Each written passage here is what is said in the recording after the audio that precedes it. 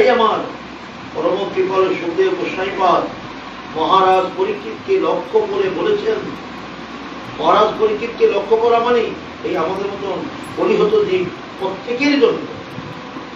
কৃষ্ণ যেমন অর্জুনকে লক্ষ্য করে জগৎবাসীর প্রতি কৃপা করবার জন্য তিনি উপদেশ বাণী করেছেন, আমার সুখদেব গোস্বামীপাদও আমাদের সমস্ত পরিহত জীবের অবস্থা বুঝে তিনি ব্যবস্থা দিয়েছেন।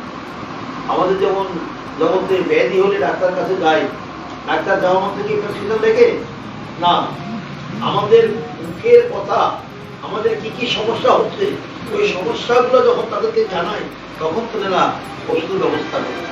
আমার সুখদেব গোস্বামীপাদও আমাদের পরিহত জীবের কি দুরবস্থা আছেন ওই দুরবস্থা দেখে তিনি আমাদের জন্য ব্যবস্থা দিয়েছেন। সেই ব্যবস্থাটা কি? শুধুমাত্র একটি বস্তু দিয়েছেন যে তোমরা শ্রবণ করো।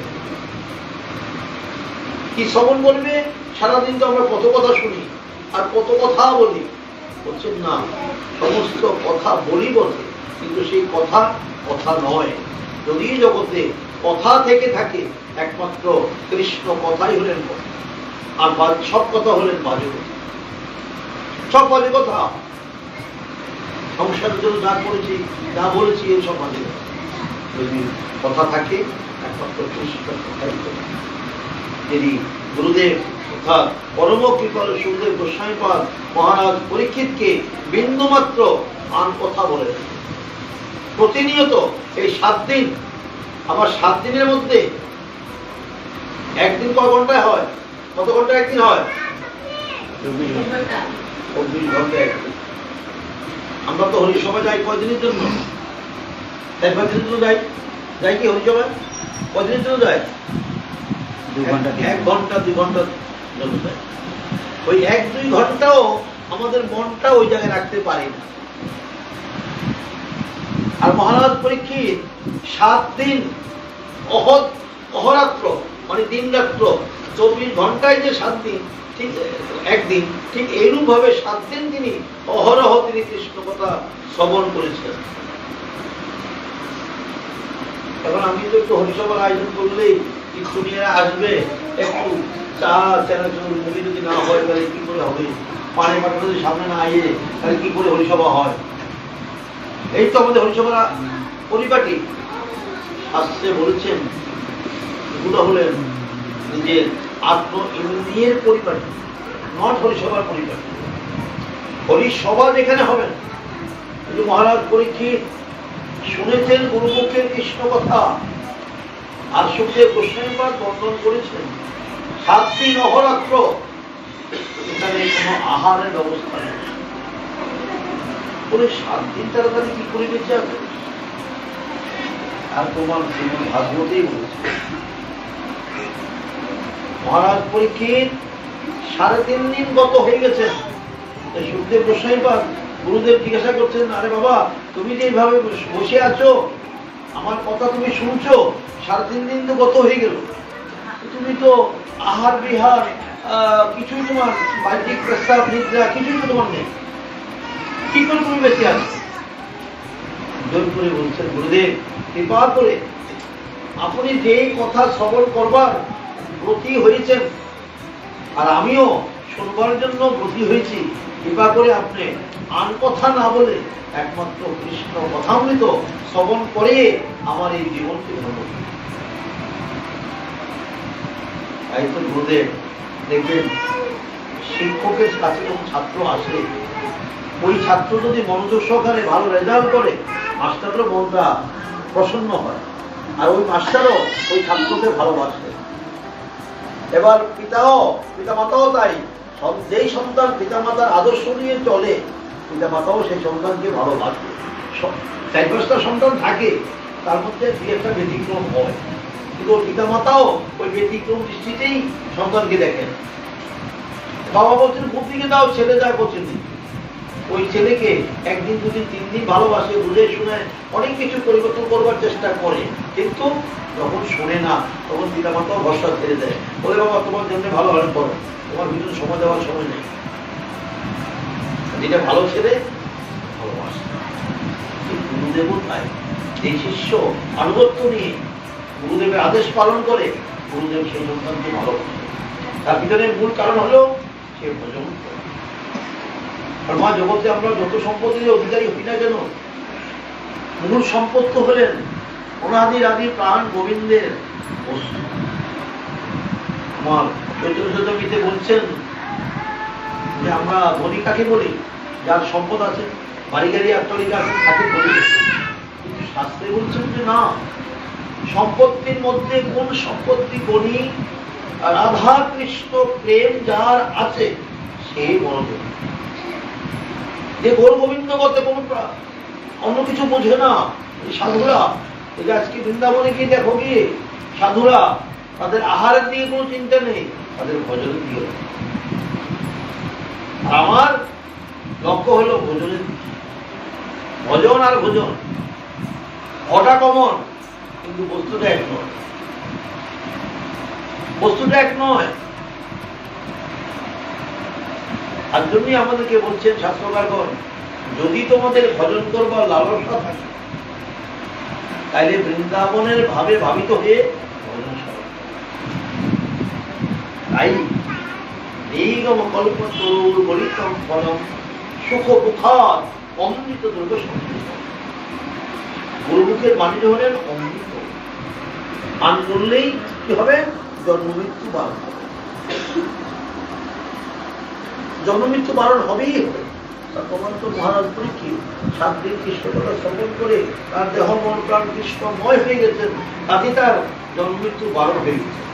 অদ্যাবধিও ভাগবত কথা যেখানে যেখানে তোমরা শুনতে যাবে, আমার অষ্টমী মায়েরাও বাবারাও ভাগবত কথাই শোনে, ভাগবত কথাই বলে।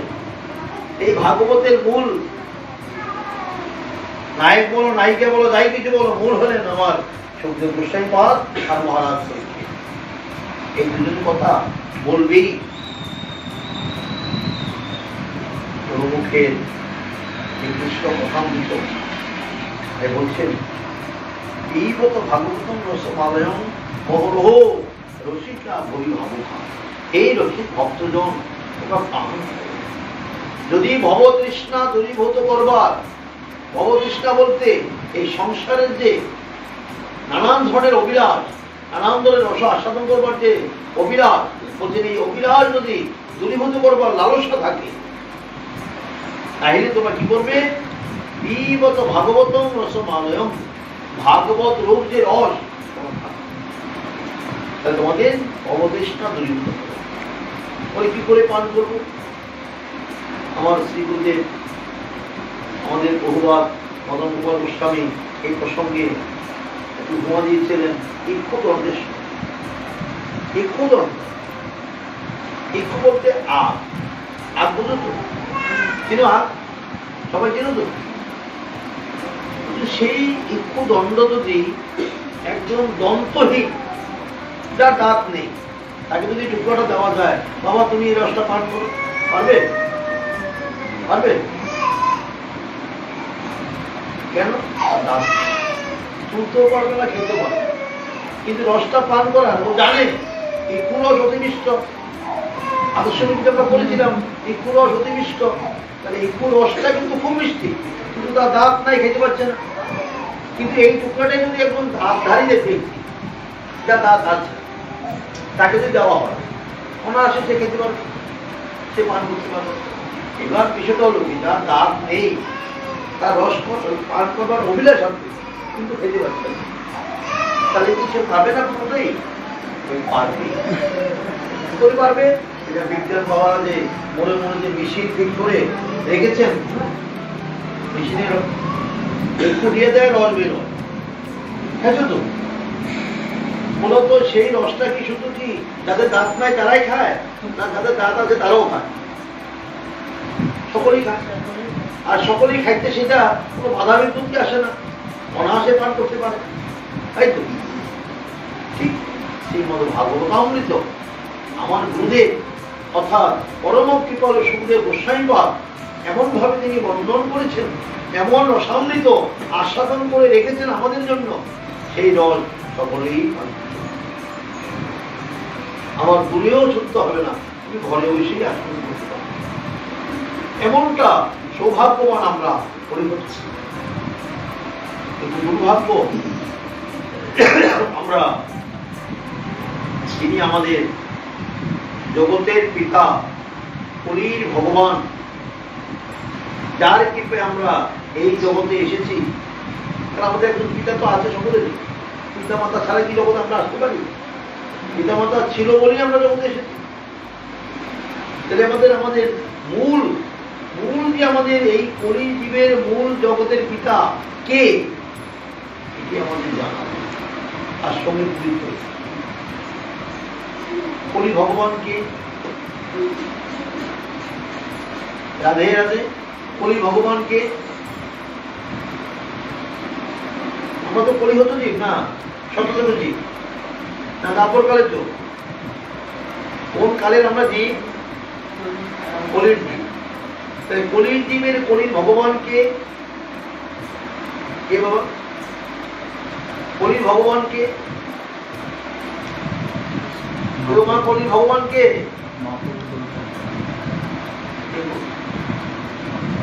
শ্রীকৃষ্ণ চৈতন্য মহাপ্রভু। তোমরা তো চিনোই না তাকে। চিনো কি তাকে? চিনো না। চিনো কি? এই সাধু শ্রীকৃষ্ণ চৈতন্য মহাপ্রভুকে চিনো কি? জানো কি? জানেও না, চিনো। যে বাবাকে চিনে না, মাকে চিনে না, সন্তান কি প্রকৃত সন্তান? কি বাবা মার সাথে তার পরিচয় নেই, কি করে সন্তান ভালো হবে? বলছেন শরণাগতিটা হলো ভগবানের। আমাদের শরণাগতি নেই। তার কারণ হলো আমরা আমাদের যে পিতা, জগতের পিতা, তার সঙ্গে আমার সম্পর্ক নেই, যোগাযোগ নেই, তারা চিনিই না। বলে বাবা আমি তো গর্বে থাকতে আমার বাবা মরে গেছে, বাবার নাম কি করে জানবে? হয়তো সন্তান গর্বে রেখে তো বাবা চলে যায়। মা তো পরে পরে বলে দেয়